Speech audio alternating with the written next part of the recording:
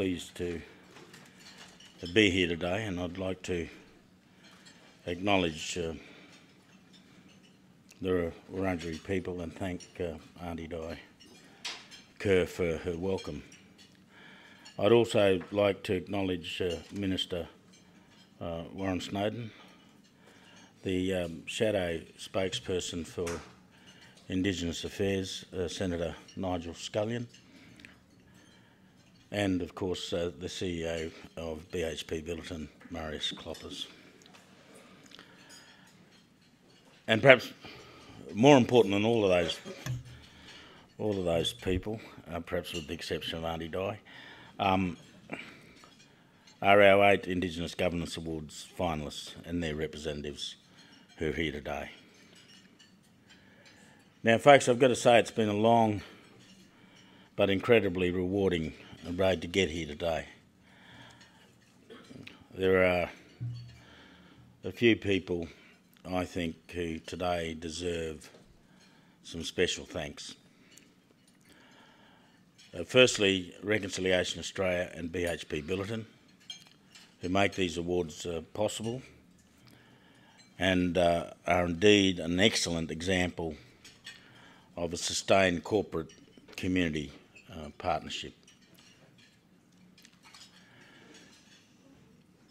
And each year I'm humbled and at the same time very, very impressed by the commitment and rigour of our judging panel, and this year is no exception.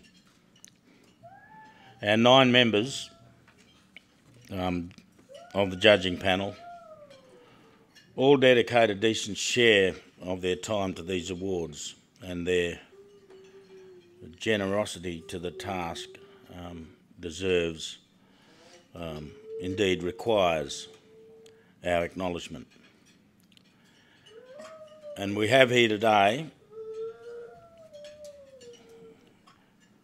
all but one of our 9 judges.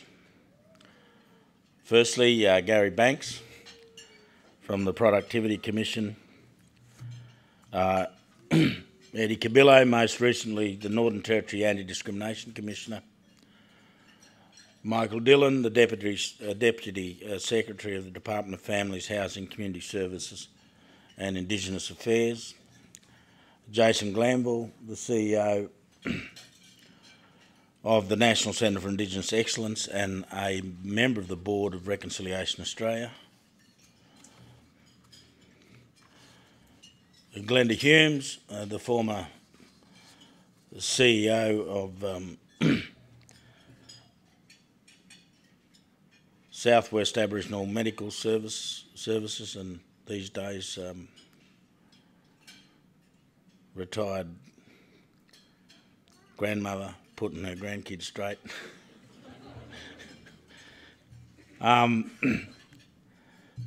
Simon Longstaff, the Executive Director of the St James Ethics Centre, and Jennifer Westacott, the CEO of the Business Council of Australia. And unable to join us today is Chris Cottier, the Senior Manager for Community and Indigenous Affairs with BHP Billiton Iron Ore. And I know he would have loved to have been here today. And I think all of them would agree with me. We don't always agree, I should add, but I think they'll agree when I say that our role as judges is a great honour, a privilege and a pleasure. And being a judge in these awards opens your eyes and your heart to the extraordinary work that is being done out there. It's not only inspiring and uplifting, it's also an education.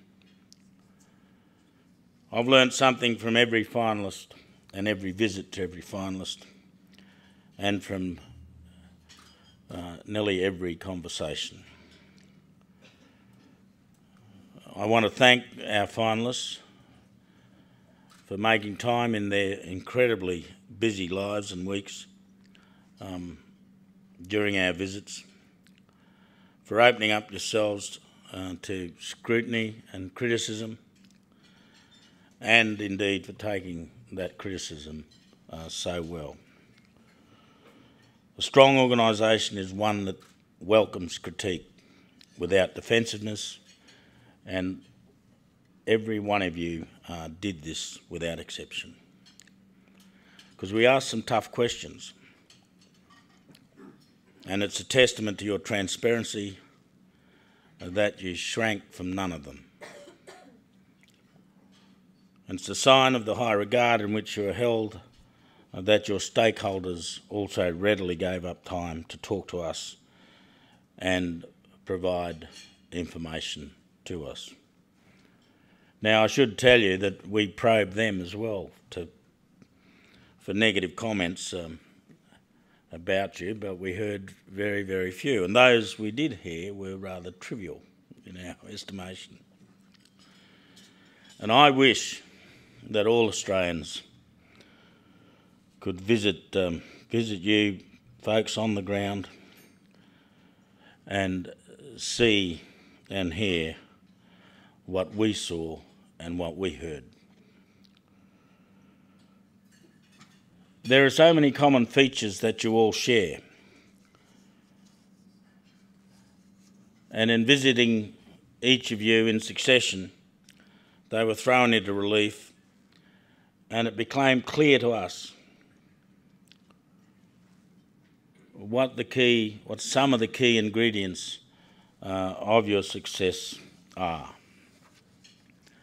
And the clearest of these ingredients is that you place culture at the centre of everything you do. You have woven culture, family, dreaming, law and heritage into your daily business. And because of this, you engender the utmost commitment in your communities. And from culture, you draw your ethics and your strength.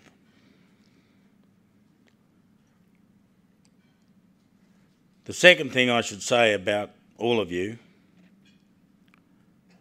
is that you all have a core of incredibly committed, loyal, long-serving staff. And it's clear as organisations, relationships between your staff and your boards are the fabric that binds you together. And I think you're all entrepreneurial. You've all pushed on and continue to push on in the face of adversity.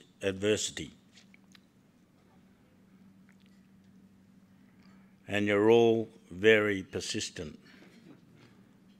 I wouldn't want to get in the road of any of you. You know, you're all also so very, very, very tenacious. And you have an incredible clarity of purpose. And your workplaces that we visited were joyful places. And we could see that you could laugh at yourselves. And you're all fierce advocates for your communities and the members you represent. And together you symbolise the most viable solution to overcoming the enormous social, economic and political issues affecting Indigenous Australia. And outside the judges in this room, I don't think anyone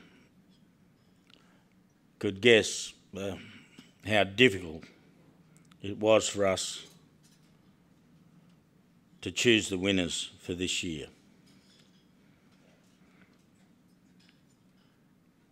Now, it's pretty much a cliche at awards events like this that people talk about how the decision was tough and what a close call it was. But I want to impress upon all of you here to let you know that this year's decision is far and away the hardest I've been involved in since the awards commenced in 2005.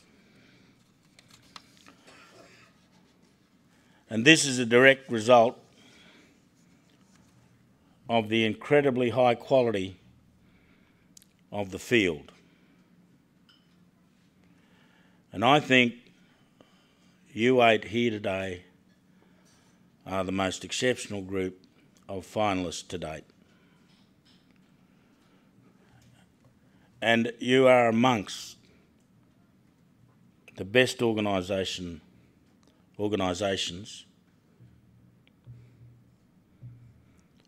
and notice I didn't say Aboriginal and Torres Strait Islander organisations or Indigenous organisations. You're amongst the best organisations in the country.